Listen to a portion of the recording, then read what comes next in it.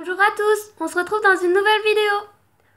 Donc déjà, on va parler de l'octodon qui vit en captivité. Dans la nature, l'octodon vit dans les montagnes. Chili, Pérou, tout ce genre de choses. Il vit dans les terriers complexes. Comme les marmottes, ils peuvent creuser jusqu'à 2 mètres de profondeur. Ils vont aussi dans les arbres. Ils s'installent parfois dans les murets. Et tout ce genre de choses. La cage qu'il faut pour un octodon. Introduction. La cage d'un octodon est son habitat. Il ne faut pas le considérer comme une prison pour lui, mais comme un lieu lui appartenant. L'idéal serait de ne jamais y pénétrer, sauf au changement, etc., pour qu'il la considère comme la sienne. Les dimensions appropriées pour un octodon. Les dimensions minimales pour un octodon seul sont environ de 1 mètre de hauteur, 40 cm de largeur, 40 cm de profondeur. Dans la largeur-profondeur, si la hauteur ne convient pas, c'est un animal qui observe beaucoup. Donc si possible, mettez-la ou le dans une cage en hauteur, dans un coin dégagé. Essayez de ne pas la mettre contre les murs parce qu'ils les salissent, les murs. Donc, ou contre un meuble. Prévoyez un endroit pour ranger les affaires autres cages ou nourriture de l'octodon. Après, l'octodon a tendance à mettre dehors tout ce qui ne lui convient pas. Donc la litière, ses besoins, les jeux et tout. Donc tout ce genre de choses. Donc il faut donc prévoir de nettoyer souvent le sol autour de la cage. Contre cette manie, vous pouvez fixer du plexiglas sur une hauteur de 15 cm. Donc par exemple de là à là, on va dire. Et vous mettez derrière le mur et sur les côtés. Bon, moi je l'ai pas fait, je nettoie tous les jours. Après, le long de la cage, il suffit de quelques trous de fixation. Alors vous pouvez aussi fixer à l'aide de scotch du plastique pour couvrir les livres. Donc moi j'en ai pas mis, comme tout à l'heure je vous ai dit. Après, pour couvrir les livres, donc sur le tour de la cage, mais cette méthode est moins pratique et plus coûteuse parce que c'est quand même pas donné, il y a des trucs. Voilà, alors vous pouvez aussi mettre de vieux tissus en accrochant sur le bord pour éviter trop de projection ou des tapis de sol. Bien sûr, ne mettez pas vos tapis en tissu qui ont coûté hyper cher ou trucs comme ça, ou alors vos rideaux en cachemire, bien sûr, parce que l'octodon risque de les souiller, voire les détruire. Donc ils arrivent à les attraper. Pour certaines cages, c'est impossible de mettre un rideau. Comment choisir la cage? La cage peut être achetée sur internet ou en animalerie. Vous risquez de trouver des cages dans ce genre. En animalerie, c'est ce genre de cage que vous risquez de trouver. Donc je ne trouve qu'elles ne sont pas naturelles, mais elles sont pas si mal que ça. C'est juste qu'il y a vraiment beaucoup de plastique et je trouve que c'est vraiment, je vais le redire, mais pas naturel pour votre octodon. Donc voilà, après chacun ses goûts, mais voilà. En animalerie, il y a aussi ce genre de cage qui est vraiment trop petite pour un octodon. Cette cage conviendrait beaucoup mieux à un hamster. Donc ne prenez pas ce genre de cage s'il vous plaît. Il y a les cages comme ça qui sont de base pour oiseaux, donc des volières, ou que les gens ont tout aménagé pour un octodon que je trouve pas si mal que ça. Mais bien sûr, il faudra respecter les autres points que je dirai tout à l'heure. Oui, il y a les cages comme ça, comme ce que j'ai. Donc c'est une fait maison bien sûr. Et enfin, ça se voit. Et à l'intérieur, il n'y a que des jouets en bois. Là, il y a un hamac que j'ai pas accroché, que j'ai mis là, en attendant d'en acheter un nouveau, que je mettrai par là. Et je n'ai pas de roue, ce qui n'est vraiment pas bien du tout. Mais je vais en acheter, ne vous inquiétez pas. Après, les points à respecter. Le moins de plastique possible. Donc, la première image que je vous ai fait montrer, il y avait vraiment de plastique. Donc, celle que je vous avais fait montrer en animalerie.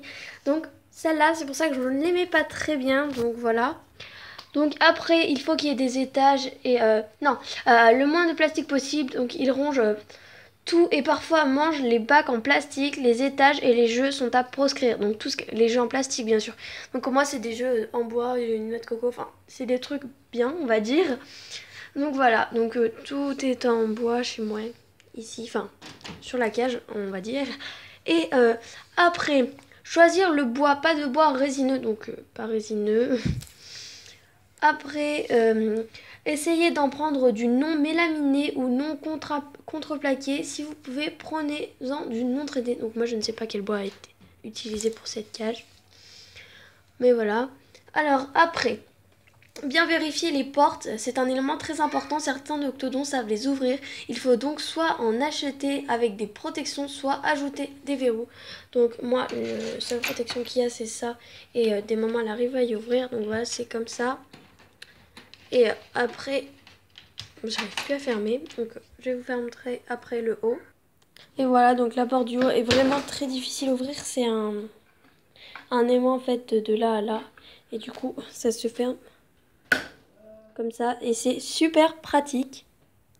Donc voilà, après la cage ne doit pas être dangereuse. Il ne faut pas par exemple que des bouts de fer dépassent dedans où il y a un vide du haut de la cage jusqu'en bas. Donc moi il n'y a pas un vide qui va du haut jusqu'en bas. Et à chaque fois elle a des échelles ou des trucs comme ça. Et après il n'y a pas de vis qui dépasse ou autre chose dans ce genre. Après, il faut que le grillage soit très solide. Certains Noctodons sont très destructeurs. Il faut donc proscrire les étages avec des barreaux trop souples. Donc moi, honnêtement, les barreaux sont souples, mais elles ne détruisent pas. Donc je ne vois pas pourquoi je le changerais. Donc voilà, et je ne trouve vraiment pas d'intérêt à le changer puisqu'elle ne le ronge pas. Et où vous les trouvez franchement des barreaux durs. Ou alors, il faut prendre sur une cage... une ancienne cage et tout reconstruire, on va dire. Il faut que le grillage soit assez serré, plus de 2 cm. Un Noctodon adulte peut sortir de la cage, un bébé peut à partir d'environ 1,5 cm. Donc après, que vous puissiez fixer une gamelle ou un biberon. Donc moi, le biberon, vous voyez, il est là et la gamelle, elle est posée ici. Donc il n'y a pas de souci. Si possible, prenez des étages avec des rebords. Donc moi, il n'y a pas de rebord, mais voilà. Après, il faut des échelles. Donc moi, c'est pas ce qui manque, des échelles. Hein. Après, si votre octodon devient aveugle ou handicapé, il faut qu'il puisse continuer à vivre normalement. Donc il ne faudra rien changer. Où placer la cage? La cage ne doit pas être placée dans les courants d'air. Dans une pièce à température normale et aérée, au moins une fois par jour, comme ils craignent la chaleur. Elle ne doit pas être entièrement au soleil ni trop près d'un radiateur. En hiver. Faites attention au fait qu'ils peuvent aussi avoir froid. Mettez-la dans un endroit calme, mais pas dans une chambre, car même s'il est strictement diurne, il lui arrive de se lever la nuit ou tôt le matin. Et sa Attendez, j'ai un bug. Et sa propension à faire du bruit, au réveil peut être dérangeante. La cuisine est la pièce comportant un ordinateur, une télé ou une chaîne IFI est aussi à éviter. Il y aura trop de bruit pour eux et pour vous. Car ils font quand même du bruit, roues, barreaux, etc. Donc moi, c'est dans ma chambre, mais ça ne me dérange pas. Elle ne me réveille jamais, honnêtement. Et puis, avec les hamsters qui font de la roue non plus, ça ne me dérange pas. Donc, il n'y a pas de souci au niveau de ça. Mais s'il y a des gens où que ça dérange, donc voilà. Donc s'il y a des gens justement où que ça dérange, ne mettez pas dans votre chambre, hein, logique. Après, c'est comme vous voulez.